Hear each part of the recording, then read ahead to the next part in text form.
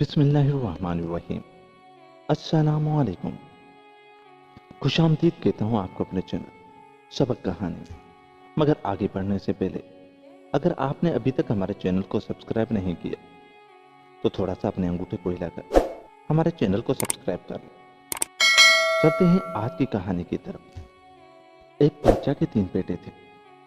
سب سے بڑا لڑکا ہوشیار اور عقل مند تھا۔ اس کا نام تھا عاقل شہزادہ۔ دوسرا لڑکا شیر کی طرح بہادر اور پہاڑ کی طرح مضبوط تھا۔ اسے بہادری کے کھیل پسند تھے۔ جب وہ پیر جما کر کھڑا ہو جاتا تو 3 گھوڑوں کی طاقت بھی اسے کھینچ نہ پاتی۔ اس کا نام تھا بہادر شہزادہ۔ تیسرا لڑکا نہ بہادر تھا نہ عقل مند، پرندوں کی طرح اس کا دل نرم اور نازک تھا۔ اس کے پاس ایک خرگوش تھا جسے وہ ہمیشہ ساتھ رکھتا تھا۔ اس نے اور دوسرے جانور بھی پال رکھے تھے۔ اس کا نام تھا معصوم شہزادہ۔ ایک دن عاقل اور بہادر بادشاہ کے پاس گئے اور کہنے لگے، ابا حضور، ہم دوسرے ملکوں کی سیر کرنا چاہتے ہیں اور کوئی کارنامہ انجام دینا چاہتے ہیں تاکہ ہمارا نام دور دور تک روشن رہے۔ جاؤ میرے بچوں، ضرور جاؤ، کامیابی تمہارے قدم چومے، تم پر کبھی آفت نہ آئے، بادشاہ نے کہا۔ دونوں شہزادے چل دیے، لیکن معصوم شہزادہ وہ محل ہی میں رہا۔ وہ ان کے ساتھ جانا نہیں چاہتا تھا۔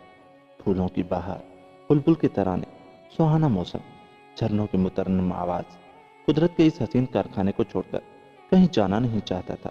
وہ تھا اور اس کے پالتو پرند چرند۔ ایک دن بادشاہ نے کہا، بیٹا جاؤ تم بھی قسمت آزماؤ۔ بہت اچھا جناب عالی، آپ کا حکم سر آنکھوں پر۔ دوسرے دن وہ بھی اپنی قسمت آزمانے یا کوئی کارنامہ انجام دینے چل کھڑا ہوا۔ جاتے وقت اس نے بادشاہ سے غمگین آواز میں کہا، ابا حضور، میرے پالتو پرندوں اور جانوروں کی دیکھ بھال ضرور کیجیے گا۔ اپنے بچوں کی طرح بے زبانوں کا خیال رکھیے گا۔ فکر نہ کرو میرے بچے، جاؤ، میری دعائیں تمہارے ساتھ ہیں۔ معصوم شہزادہ خرگوش کو بغل میں دبائے چل کھڑا ہوا۔ ایک دن وہ ایک تالاب کے قریب پہنچا۔ آہا، کتنی خوبصورت اور رنگ برنگی مچھلیاں ہیں، کاش میں انہیں اپنے تالاب میں لے جا سکتا۔ شہزادہ معصوم یوں ہی قدرتی مناظر سے لطف اندوز ہو رہا تھا، گویا وہ قسمت آزمانے نہیں بلکہ قدرت کی نرنگیاں دیکھنے نکلا تھا۔ اتفاقاً اس کی ملاقات دونوں بھائیوں سے ہو گئی۔ تینوں بہت خوش ہوئے۔ دونوں بھائیوں نے پوچھا، برادر عزیز، محل چھوڑ کر یہاں کیا کر رہے ہو؟ اپنی قسمت آزمانے نکلا ہوں، جہاں بھی مل جائے۔ تم سچ مچ بہت معصوم ہو۔ ہم دونوں تم سے ہوشیار اور طاقتور ہیں، تبھی کوئی کارنامہ انجام نہ دے سکے۔ بھلا تم کیا کر سکو گے؟ اپنی قسمت آزمائے بغیر میں محل نہیں جا سکتا، اور پھر مجھے اپنی قسمت سے کوئی گلہ بھی نہیں ہے۔ غم تو اس بات کا ہے کہ میرے بے زبان ساتھیوں کی دیکھ بھال کون کرتا ہوگا؟ وہ بھوکے تو نہیں رہتے۔ جان سے پیارے بھائی، تم کتنے رحم دل ہو، چلو ہمارے ساتھ، ہم تمہاری حفاظت کریں گے۔ شکریہ بھائی جان، آپ کی زیر سایہ رہ کر مجھے خوشی محسوس ہوگی۔ تینوں بھائی چل دیے۔ ابھی تھوڑی ہی دور پہنچے تھے کہ مٹی کا ایک ڈھیر نظر آیا۔ وہ چوٹیوں کا قلعہ تھا۔ بہادر شہزادہ اس کی طرف لپکا۔ اس قلعے کو میں جوتے کی نوک سے اڑا دوں گا۔ ارے ارے نہیں نہیں، معصوم شہزادے نے کہا، لیکن بہادر شہزادہ نہ مان۔ وہ آگے بڑھا اور کہنے لگا، جب چونٹیاں بدحواس ہو کر ادھر ادھر بھاگیں گی تو بڑا مزہ آئے گا۔ ہرگز نہیں، آپ یہ ظلم نہیں کر سکتے۔ معصوم شہزادہ جلدی سے آگے بڑھا اور قلعے کا محافظ بن کر کھڑا ہو گیا۔ ان بے زبانوں کو امن و چین سے رہنے دیجیے۔ اچھا، اگر تم نہیں چاہتے تو نہ صحیح، بہادر نے کہا۔ دونوں بھائی آگے بڑھ گئے۔ معصوم شہزادے نے آخری نگاہ چونٹیوں کے قلعے پر ڈالی اور بھائیوں کے پیچھے چل دیا۔ چونٹیوں کو بچا کر اسے روحانی خوشی حاصل ہوئی تھی۔ بہادر نے عاقل سے کہا، سچ مچ ہمارے بھائی کا بڑا نازک دل ہے۔ اگر میں وہ قلعہ مسمار کر دیتا تو یقیناً رو پڑتا۔ دونوں بھائی آگے آگے چل رہے تھے۔ اب تینوں ایک تالاب کے پاس پہنچے۔ آہا، بطخوں کا جوڑا اور ان کے بچے بھی ہیں۔ چلو، اچھا ہوا کہ کھانے کا بندوبست ہو گیا۔ انہیں بھون کر اپنے پیٹ کی آگ سرد کریں گے۔ ذرا دیکھو تو کس خرام سے وہ تیر رہے ہیں۔ ان کی زندگی برباد نہ کرو، معصوم شہزادے نے کہا۔ بہادر شہزادہ بطخ پکڑنے کے لیے آگے بڑھا، مگر معصوم شہزادے نے اسے روک دیا۔ نہیں نہیں، ایسے معصوم پرندوں کو مارنا نہیں چاہیے۔ اپنے بچوں کے ساتھ وہ کتنا خوش ہیں۔ ہمارے پیٹ میں چوہے دوڑ رہے ہیں اور تم ان کے حمایتی بن رہے ہو، عاقل نے غصے سے کہا۔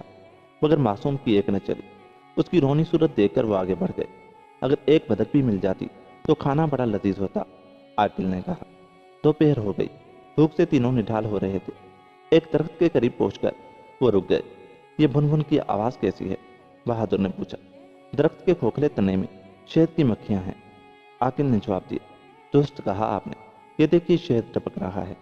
آہا، شہد، جلدی سے آگ جلائیے، دھوئیں سے مکھیاں بھاگ جائیں گی اور ہم سب شہد نکال لیں گے۔ مگر معصوم شہزادے کے ہوتے ہوئے یہ حسرت بھی پوری نہ ہوئی۔ اس کا دل رحم کے جذبے سے معمور تھا، کسی بھی جاندار پر ظلم ہوتا نہ دیکھ سکتا تھا۔ دھوئیں سے مکھیوں کا دم گھٹ جائے گا، پھر شہد حاصل کرنے کی ترکیب تم ہی بتاؤ۔ شہد کے بغیر ہم مر نہیں جائیں گے، اپنے مکرواہ ارادے سے بعد آ جائیے۔ اف ہو، تمہاری وجہ سے آج بھوکا ہی رہنا پڑے گا، کاش کہ تم سے ملاقات نہ ہوئی ہوتی، عاقل نے کہا۔ حیران و پریشان تینوں بھائی بھٹکتے رہے۔ دونوں بھائی معصوم کو برا بھلا کہہ رہے تھے۔ رات ہوئی، چاند نکل آیا، تینوں ایک محل کے پاس پہنچے۔ چاروں طرف خاموشی کا راج تھا۔ کیسی خاموشی ہے یہاں، جیسے قبرستان کا سناٹا، عاقل نے کہا۔ استبل کے قریب گئے تو ہکا بکا رہ گئے۔ سب گھوڑے پتھر کے تھے۔ ان کی سمجھ میں یہ بات نہ آئی کہ گھوڑے پتھر کے کیوں ہیں۔ چپکے سے وہ محل میں داخل ہوئے کہ چور سمجھ کر دربان پکڑ نہ لیں۔ بھوک بھی زور کی لگی تھی، وہ جلد از جلد کھانا تلاش کرنا چاہتے تھے۔ جب ایک بڑے سے کمرے میں پہنچے تو دنگ رہ گئے۔ بادشاہ، ملکہ، درباری اور خادم سب کے سب پتھر کے تھے۔ عجیب شہر تھا، یہاں کے لوگ بھی پتھر کے ہیں، ضرور کوئی راز ہے، شاید یہ محل سحر زدہ ہے، عاقل نے کہا۔ اب تینوں زینہ چڑھ کر پہلی منزل پر آئے۔ وہاں بھی سناٹا تھا، ایسا معلوم ہوتا تھا جسے وہ خوابوں کی بستی میں آ گئے ہوں۔ آگے بڑھے تو ایک کمرے میں شیشے کا دروازہ نظر آیا، جہاں ایک بوڑھا بیٹھا تھا۔ سارے محل میں وہی ایک شخص تھا جو گوشت پوست کا تھا۔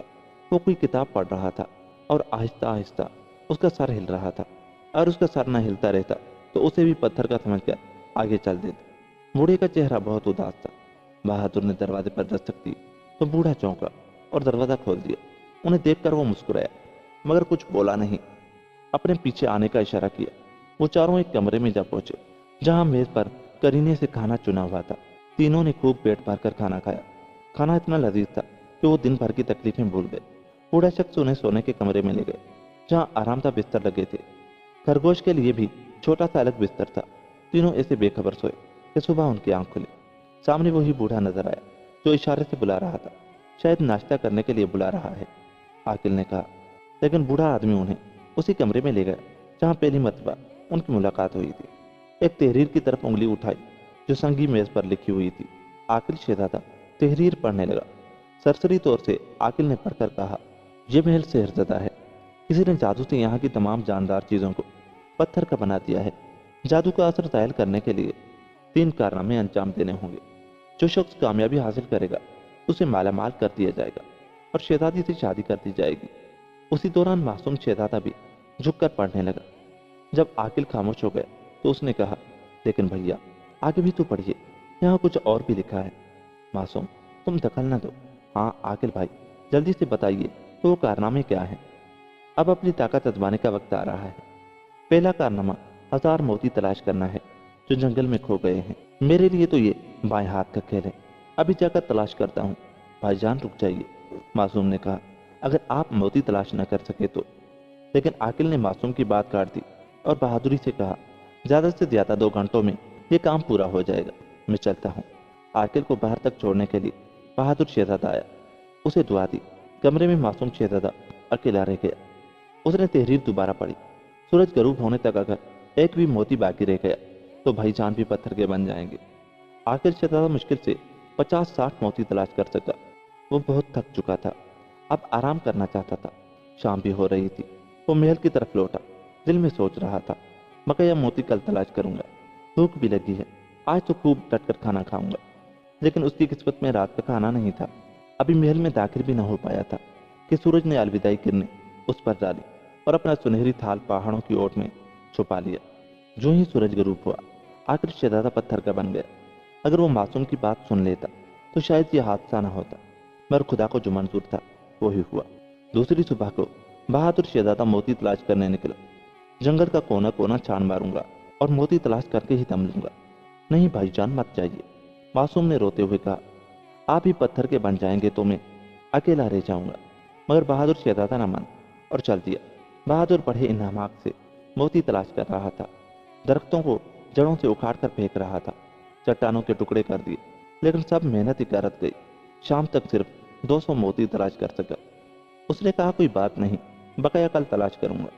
लेकिन शहजादा कल का सूरज नहीं देख सका, क्योंकि वो भी पत्थर का बन गया था। सुबह हुई, मासूम शहजादे ने करवट बदल कर आंख खोली। उसके खरगोश भी उठ बैठा। उसे यकीन था कि बहादुर भी पत्थर का बन गया होगा। उसे बहुत दुख हुआ। दिल में कहने लगा, मैं पत्थर का नहीं बनूंगा, बला से इनाम ना मिले। लेकिन मेरे भाई वो असल सूरत में कैसे आएंगे? जब तक तीनों कारनामे अंजाम तक नहीं पहुंचेंगे, कोई भी असली सूरत में नहीं आएगा। अब ये काम तो मुझे ही करना होगा। मेरे दोनों बड़े भाई, एक कितना अक्लमंद, दूसरा कितना बहादुर, जब वो दोनों नाकाम हो गए तो मैं किस तरह कामयाब हो सकूंगा? परेशान हाल मासूम शहजादा जंगल की तरफ रवाना हुआ। अचानक उसे एक मध्यम सी आवाज सुनाई दी। उसने चौंक कर देखा, वो चूटियों की रानी थी। उसने पूछा कि मासूम शहजादे क्यों रो रहे हो? उसने कहा कि मेरे सर पर आफत आ पड़ी है, मगर मैं उस आफत से निकल नहीं सकता, क्योंकि मेरे पास की बात नहीं है। लेकिन तुम क्यों पूछ रही हो? उसने कहा, शायद तुम मुझे नहीं जानते, लेकिन हम तुम्हें अच्छी तरह जानते हैं। तुमने अपने भाइयों के जुल्म से हमें बचाकर हम पर बहुत बड़ा एहसान किया था। हम उस दिन से आपके पीछे पीछे हैं, और हम आपका एहसान उतारने के लिए आपकी खिदमत करना चाहते हैं। आप एक दफा कहकर तो देखिए कि आपके सर पर कौन सी बड़ी मुश्किल पड़ी है। हम, अगर हो सका तो हम आपकी मदद कर सकेंगे। उसने रोते हुए कहा कि मेरे भाई पत्थर के बन गए हैं, और अगर मैंने 1000 मोती तलाश न किए, वो भी शाम तक, तो मैं भी पत्थर का बन जाऊंगा, और फिर हम हमेशा के लिए पत्थर बने यहाँ पर खड़े रहेंगे। चूटी ने कहा, यह कौन सा बड़ा मसला है? हम शाम से पहले पहले तुमको 1000 मोती इकट्ठा कर देंगे। मासूम शहजादा बहुत खुश हो गया, और रानी उसे वहीं बैठने का कहकर रुखसत हो गई। चूटियों ने देखते ही देखते शाम से पहले पहले सारे मोती इकट्ठा कर दिए। मासूम शहजादे ने जब मोती गिने तो 1000 पूरे थे। वो बहुत खुश हो गया। वो खुशी खुशी महल पहुंचा। जैसे ही वो महल के दरवाजे पर पहुंचा, बूढ़े ने उसे मुबारकबाद दी और उसे खाना पेश कर दिया। खाना खाने के बाद मासूम शहजादा सो गया, और सुबह को जब उसकी आंख खुली तो बूढ़े ने उसे नाश्ता पेश किया। उसने नाश्ता करके दूसरे सवाल की तरफ देखा। वो सवाल था कि सामने वाले तालाब में से एक कुंजी ढूंढनी है। अगर शाम तक वो कुंजी न मिली तो उसे ढूंढने वाला पत्थर का बन जाएगा। मासूम शहजादा महल से तो निकल पड़ा, लेकिन दिल में एक परेशानी थी। वो चलता चलता वो तालाब के किनारे एक पत्थर पर बैठ गया और खुद से कहने लगा, अगर मुझे तैरना आता तभी ये काम मेरे लिए बहुत मुश्किल होता। वो ये कहकर रोने लगा और कहने लगा, अब तो यकीनन मैं पत्थर का बन जाऊंगा। चूंटी रानी भी मेरी मदद न कर सकेगी, लेकिन मैं तो तुम्हारी मदद कर सकती हूँ। पीछे से आवाज आई। मासूम ने मुड़कर देखा, एक बतख तैर रही थी। क्या बतख भी बोल सकती है? मासूम ने पूछा।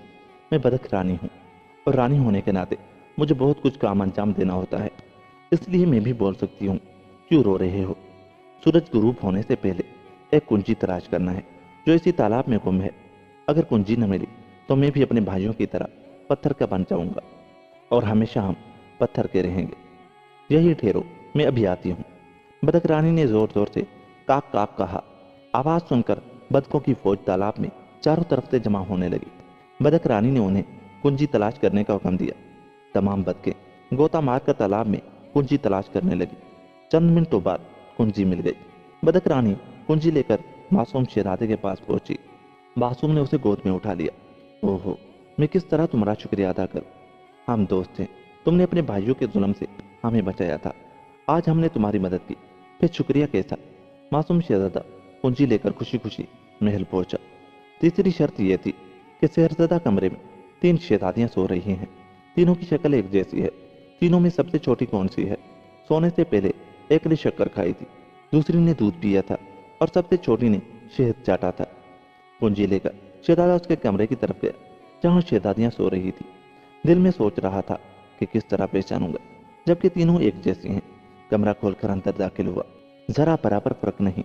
ऐसा मालूम होता है कि एक शहजादी का अक्स आईने पर पड़ रहा है। तीनों एक जैसे हैं। अब मैं यकीनन पत्थर का बन जाऊंगा। चूंटी रानी और न बतख रानी मेरी मदद कर सकेंगी, लेकिन मैं जो हूँ। एक शहद की मक्खी की मुनमुनाती हुई आवाज आई। लेकिन शहद की मक्खी क्यों कर बोल सकती है? मैं शहद की मक्खियों की रानी हूँ, और रानी होने के नाते मुझे बहुत कुछ काम अंजाम देना होता है, इसलिए मैं बोल भी सकती हूँ। बताओ क्यों रो रहे हो? शहजादे ने कहा। सबसे छोटी शहजादी ने शहद चाटा था। कि तुम बता सकती हो वो कौन है? ओहो शहजादा, तुम कितने मासूम हो। हम तो खुद शहद बनाते हैं, ये काम तो मेरे लिए बिल्कुल आसान है। शहद की मक्खी तीनों शहजादियों के पास बारी बारी गई, हर एक के होंठ को सूंघा और एक शहजादी की तरफ इशारा किया कि उसने शहद चाटा है। शहजादा खुशी से उछल पड़ा, तुमने मेरी जान बचाई, मैं किस तरह तुम्हारा शुक्रिया अदा करूं? हम दोस्त हैं, तुमने भाइयों के जुल्म से हमें बचाया था, फिर शुक्रिया कैसा? इतना कहकर मक्खी रानी उड़ गई। तीनों शर्तें पूरी हो गई, शहर टूट गया, पत्थर के इंसान और जानवर अपनी असल हालत में आ गए। बादशाह अपनी लड़कियों को देखकर बहुत खुश हुआ और शहजादे को दुआएं दी। आकिल और बहादुर भी वहां पहुंच गए। जब उनको मासूम के कारनामों का इल्म हुआ तो बहुत शर्मिंदा हुए और माफी मांगी। बादशाह ने तीनों शहजादियों की शादी आकिल, बहादुर और मासूम से कर दी। तीनों खुशी खुशी अपने मुल्क में पहुंचे और आराम से जिंदगी बसर करने लगे। उनका बाप उन्हें देखकर बहुत खुश हुआ। जब उन्होंने अपनी कहानी सुनाई तो मासूम को बहुत प्यार करने लगा और यूं वो सारी खुशी खुशी अपनी जिंदगी बसर करने लगे। जिस तरह अल्लाह ताला ने उनको खुशी नसीब की, इस तरह सबको अल्लाह ताला हमेशा खुश रखे। और यूं ये कहानी खत्म हुई।